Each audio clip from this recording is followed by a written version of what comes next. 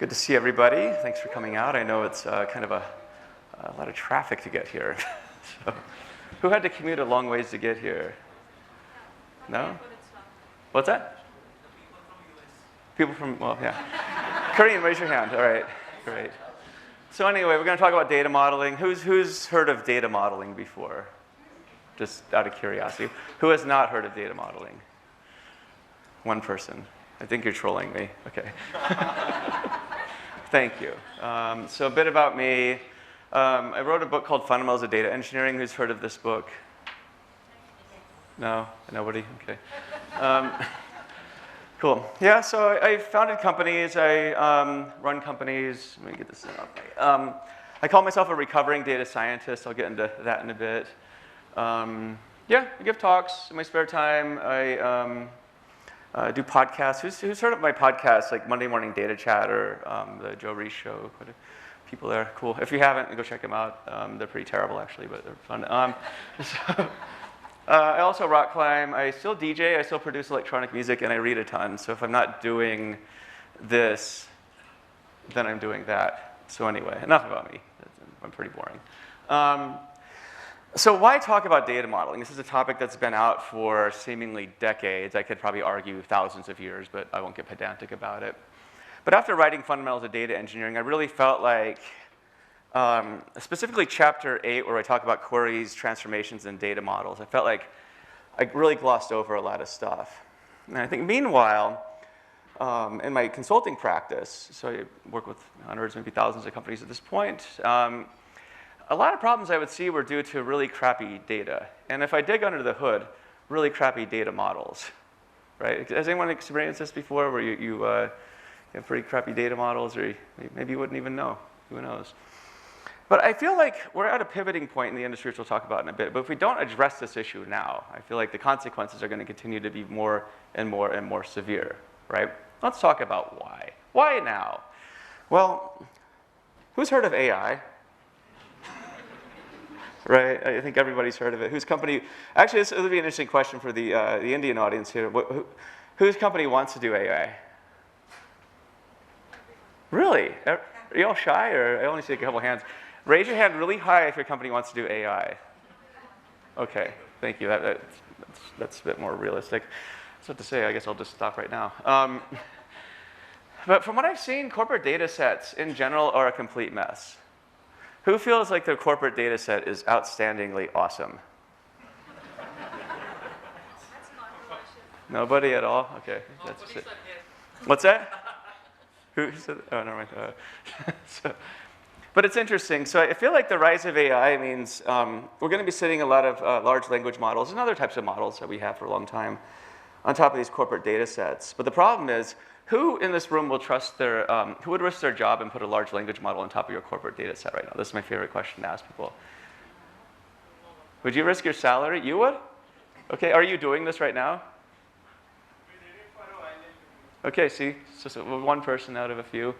It reminds me, when I was in Australia about a month ago, I asked that to an audience there, and the only person to raise their hand was my friend, and she's actually doing it as well. So, but even then, it's pretty hard.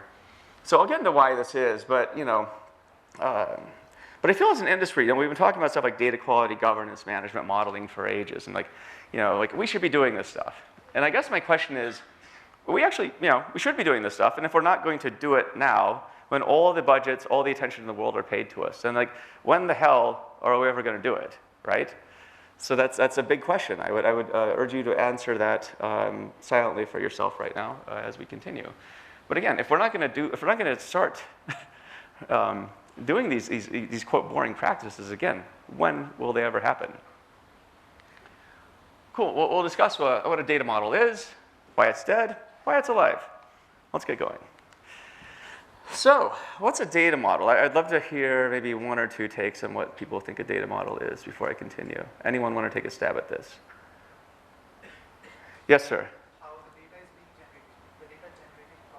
The data generating process. Okay, I like that. Very good. Yes, you in the back. What's that? The blueprint for data. I like that, right? Generating data, blueprints. So here's a few. Who's read this book, Data and Reality? It came out in 1978, probably before most of you were alive. I'll let you read that.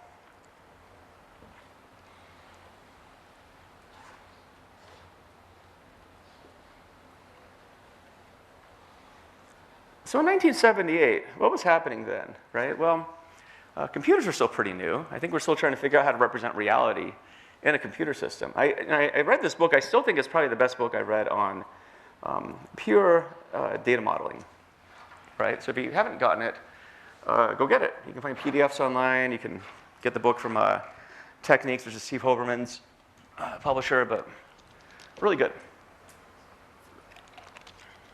Has everyone read this? Great, because speaking of Steve Hoberman, here's how he defines a data model. So Steve Hoberman, I'd argue, was like one of the OGs in data modeling. He was doing data modeling training back in the 90s, I think, and his focus is more on analytics, but I'll let you read this one as well.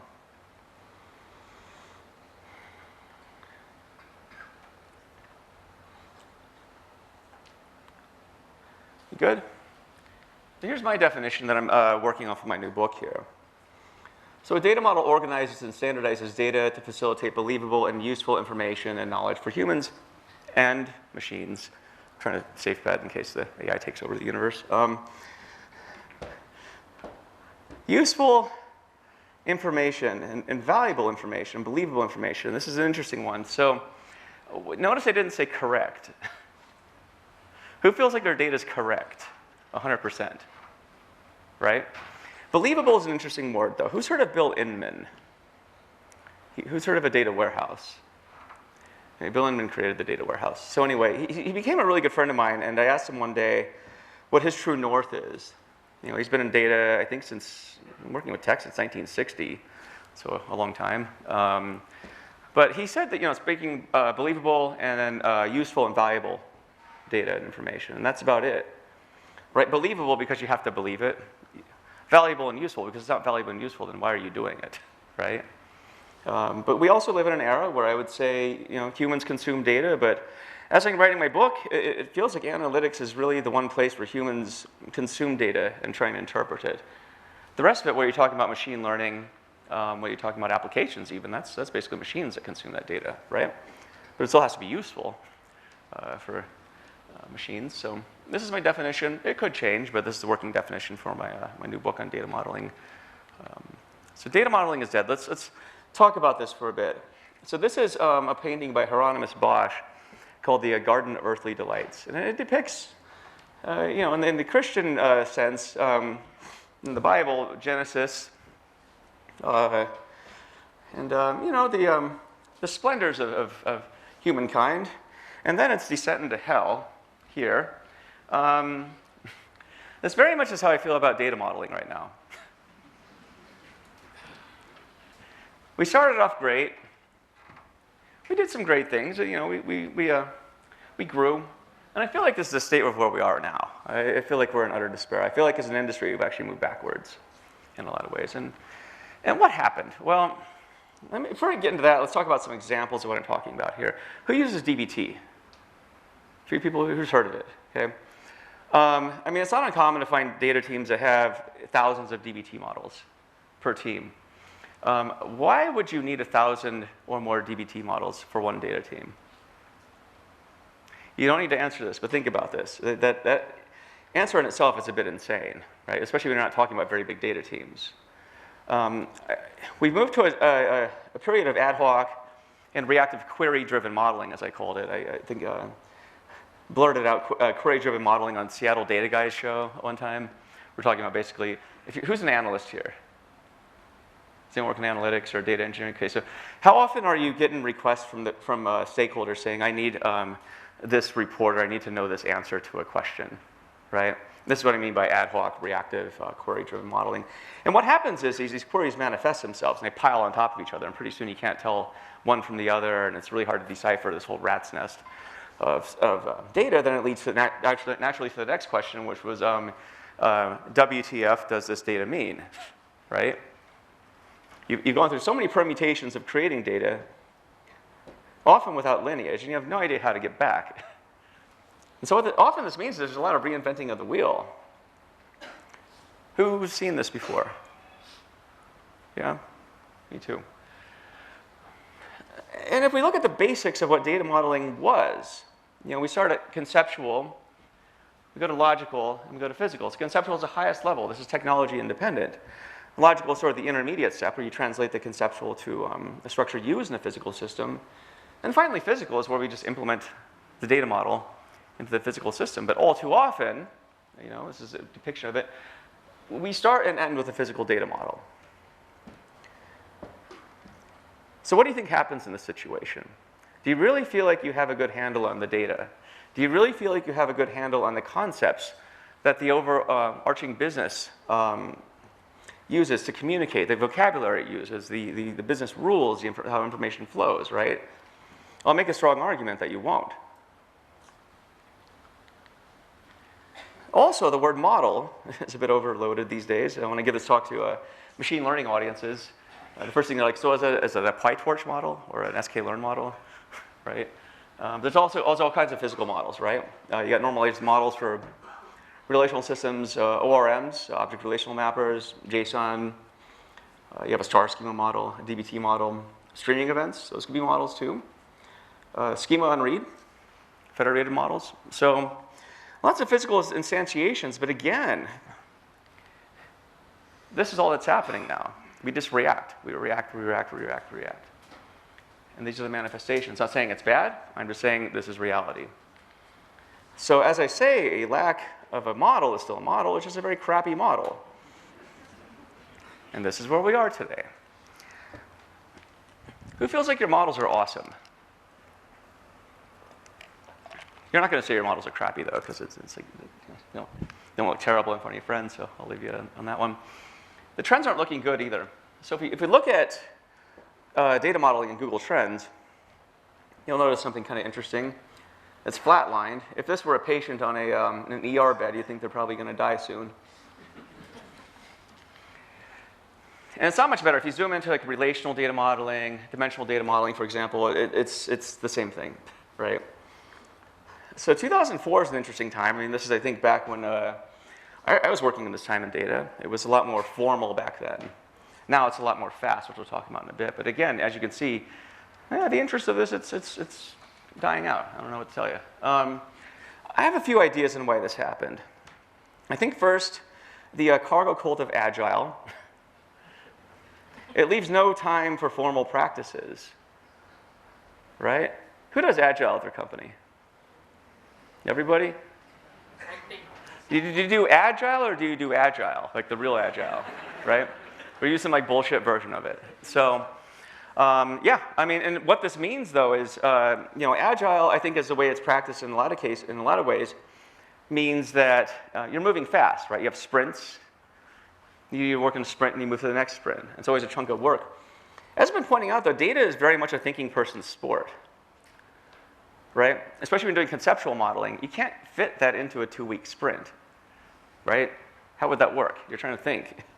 It's like trying to cram writing a book into a 2-week sprint. Like, it just doesn't work too well. So on the spectrum of what I call fast and formal, fast won. I think that's not up for debate. Like, I don't see a lot of formal practices being done anymore.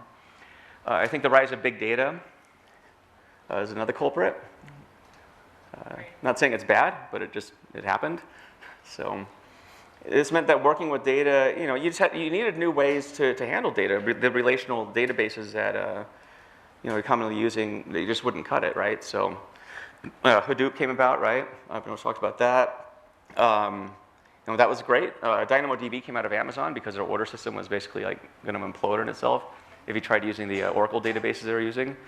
So I mean, innovations, I think they're awesome. But what it means, and I think they're really good at what they do with the data model. But what I also noticed was people were starting to cargo cult, saying like, "Oh, we'll use Hadoop too on our like 1 gigabyte data set."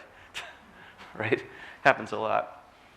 At the same time, the big data practices also meant that I think what Jordan Tigani, the creator of BigQuery, told me is that instead of calling it BigQuery, you should have called it EasyQuery.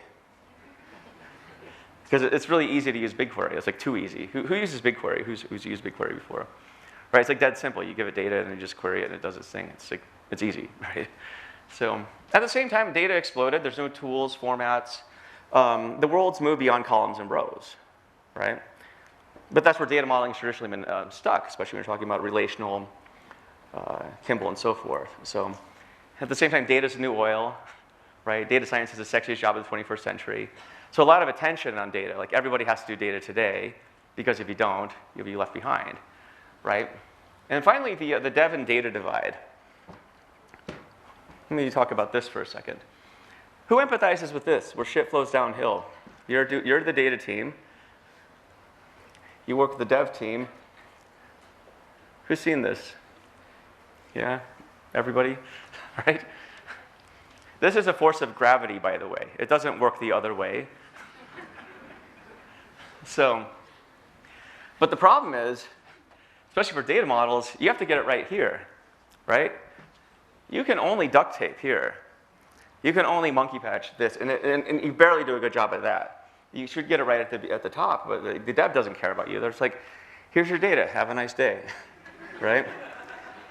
Because what are they doing? Oh, I don't know, they have sprints to do. They're doing agile. They don't care about you.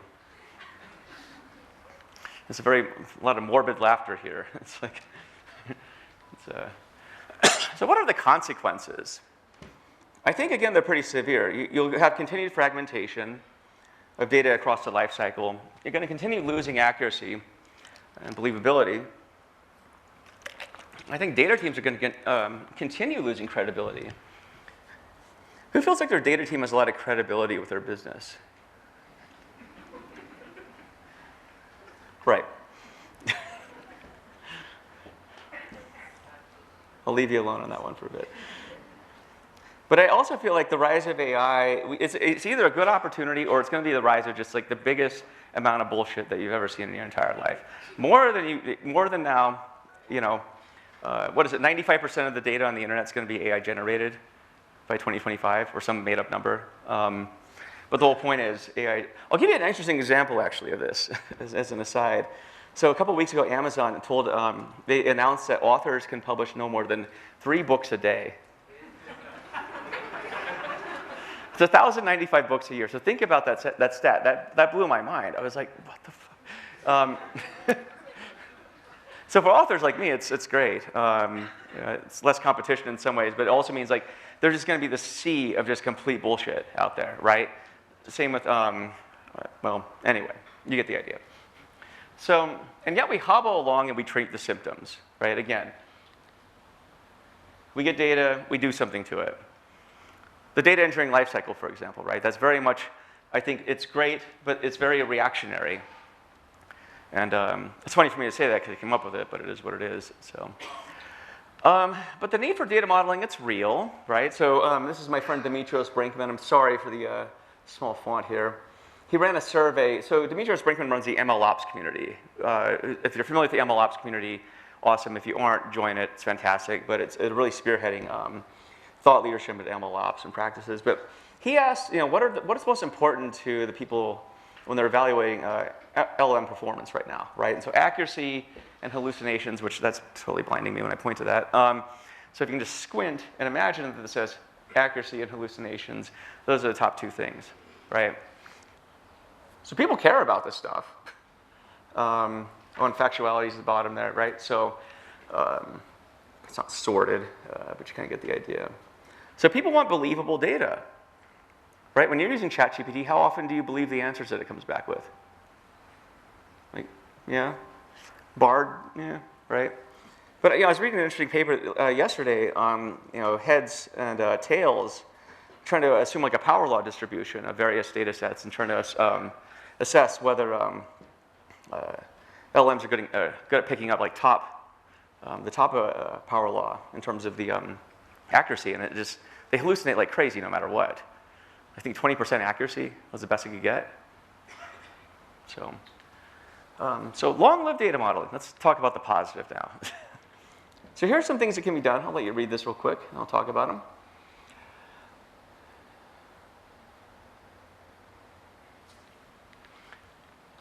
So again, let's make data modeling a core practice once again. I know this is going to be hard. It's like telling people that they need to, floss their teeth and live a good life and exercise and all this stuff. But if your data team can at least start talking about data modeling, conceptual modeling in particular, logical modeling, and have this discussion. I think it's going to go a long ways towards us actually doing it, right? When I look on hellscapes like Reddit, for example, and Twitter, what I see is when people talk about data modeling, they all too often talk about Kimball or one big table. This isn't what I'm talking about. Those are physical implementations of a model. What I'm talking about is understanding how the data flows in your business. You know, how are people using data? What are they thinking about it? And making this a living, breathing exercise. You know, and this ties back to conceptual and logical modeling, right? Again, talk about the data, understand its use cases, understand what stakeholders are doing. All too often, I see data teams don't do this. I had a text from one of my good friends. She's like, I finally talked to the engineer who provides me with the data, and I learned so much from that. I was like, wait, is this the first time in like the year you've been working together that you didn't talk to this person? That is crazy. I think that's what I wrote her, and I was like, but good job. So yeah, conceptual and logical modeling is where it all starts. But again, we fixate on the physical. I think this is completely backwards. And again, the manifestations, especially now that we're talking about stuff that's outside of tabular data, text data, for example, right? Large language models. Every company is going to be doing this, whether they like it or not. That's the real idea of it. And it's going to require a different way of looking at stuff, which I can get to in a bit. So bring back conceptual logical modeling. Conceptual modeling is an interesting one. I'll let you read this quote here.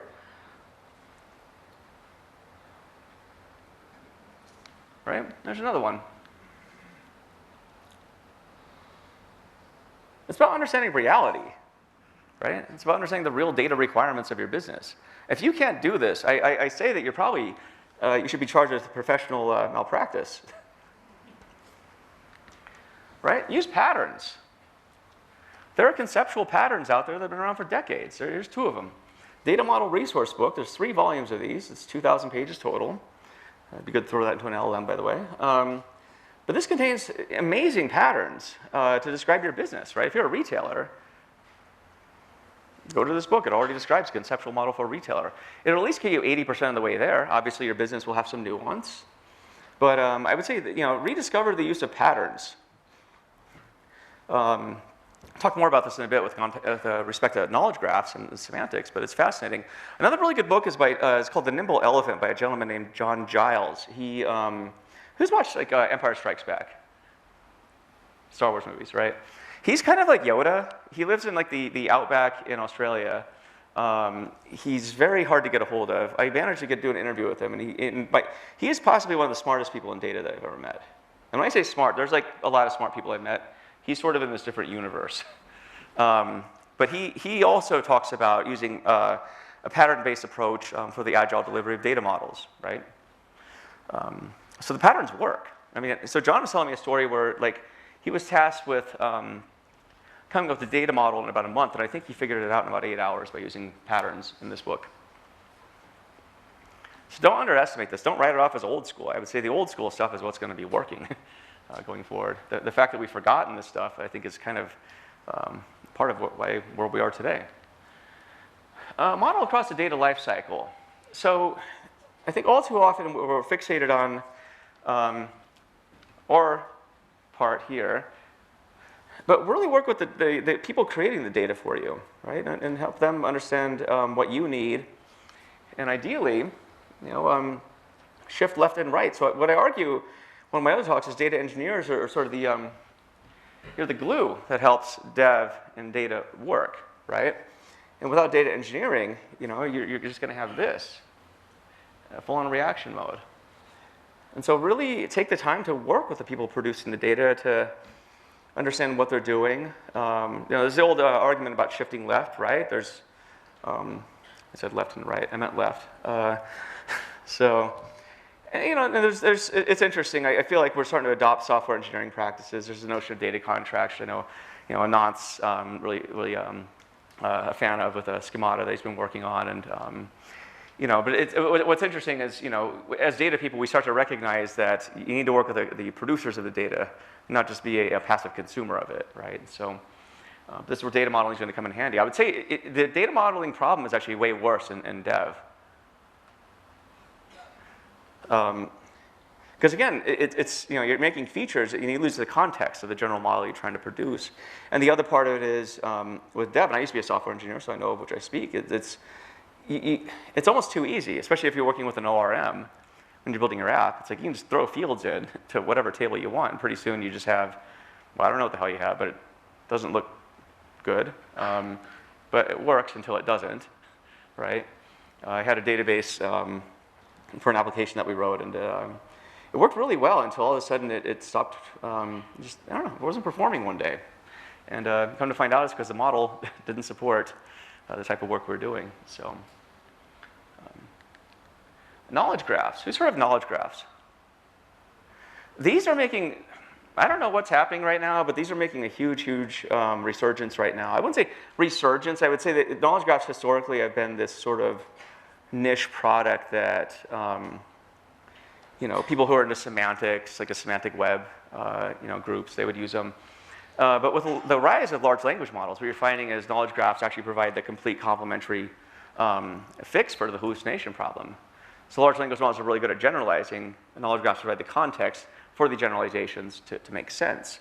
And actually, an interview that I dropped yesterday on the Reis show with Bob Muglia, the former CEO of Snowflake, and he's been in databases for, I don't even know how long, longer than I've been alive, longer than you've been alive. He's really keen on knowledge graphs. He actually sees knowledge graphs as a key to unlocking the potential of the next generation of databases, right? So he's working on stuff like Fauna, for example, which is a document database that uses relational semantics, relational algebra to query, which is pretty dang cool, right? And then relational AI is another company he's working with. But so I would definitely look at the use of knowledge graphs. Again, the rise of semantics at the conceptual level is going to be really fascinating to see, and I think it's incredibly useful. I was actually talking with a gentleman the other day named Dave McComb, who's been running a company called Semantic Arts since like the 90s, right? So he realized the power of knowledge graphs back then. And what he's able to do is come into a company that has maybe thousands of different applications, could be third party, and condense that down to basically 200 or maybe less concepts, right, using a knowledge graph. Well, let that sink in for a bit of how powerful that is. But knowledge graphs provide the context for the data that I think is, again, going to be necessary to start bridging the gap between large language models, various applications, sprawl, and so forth. And finally, what I call mixed model arts. So I'm a big MMA fan. I used to do it. I used to box, jiu-jitsu, all that stuff. Don't anymore because I'm old. Bruce Lee, I would argue, was the first mixed martial artist. But he said this one time in the Tao Jeet Kune Do, which is a book about mixed martial arts. But use only that which works and take it from any place you can find it. All too often, what I see in data modeling is there's a lot of religious wars going on, right? In analytics, there's the Kimball, there's the Inman War, which Bill told me actually never happened. It's all the disciples probably fighting each other, but Bill and Ralph Kimball never had a beef with each other. You have, just one big table versus Kimball. That's like a big one on Reddit right now. Everyone's like, well, which one do I use here? And I'm like, it doesn't matter. Understand all the techniques out there, and then pick what works for you. I'm really tired of the fact that we're still talking about Ralph Kimball. He came up with this model in 1996, right? He published it. How long ago was that? That's like a full-grown adult with children at this point. So we really do need to, I think, the biggest gap I see in the industry right now is that we have all the tools at our disposal to solve classical analytical problems, for example. I would challenge somebody to make me, to convince me otherwise. We don't have a tooling problem, we have an education problem. In fact, when I talk to data professionals about data modeling, they don't know anything about it, I think is a symptom of one of the biggest problems we face, right? So again, understand all the techniques at your disposal, learn the trade-offs, and then pick what works for your situation. You know your situation better than anybody else, right? But if you don't know the technique to solve it, you're going to default to whatever, like, oh, Kimball looks great, I'll pick that. Or one big table, I heard that's awesome, I'll do that. And you're going to get yourself into a world of hurt because you really don't understand the trade-offs involved. So I would say, that's the book I'm working on right now, is the theme is this, right? All across the life cycle, where you're talking about applications, analytics, machine learning, events, whatever. It's like, you got to pick what works. So in conclusion, now is the time. If we're gonna do all the stuff that we've wanted to do, all the good habits like data modeling, let's make it happen, right? And so It's a key to making data work along with AI, and I think everyone in this room can help make that happen. So thank you. And if you haven't added me on LinkedIn, feel free to add me there. And I have a surprise for you right after this. So take out your phones and get a picture of that, or don't. I don't really care.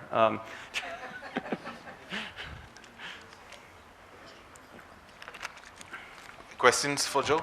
Oh wait, I got one more announcement. Oh, great. I know what it is. Cool. So I'd like to announce that there is a data engineering specialization that I'm working on with deep learning AI. Now that explains the t-shirt. This is going to be big. It's going to be real big. So you can sign up for more information here. Please do so. I really feel like this is going to pick up where fundamentals of data engineering left off. So it's, I'm really excited about this. I don't get excited about a lot of things. So anyway, I think we have time for some questions here. But yeah, I appreciate the, I'll let you guys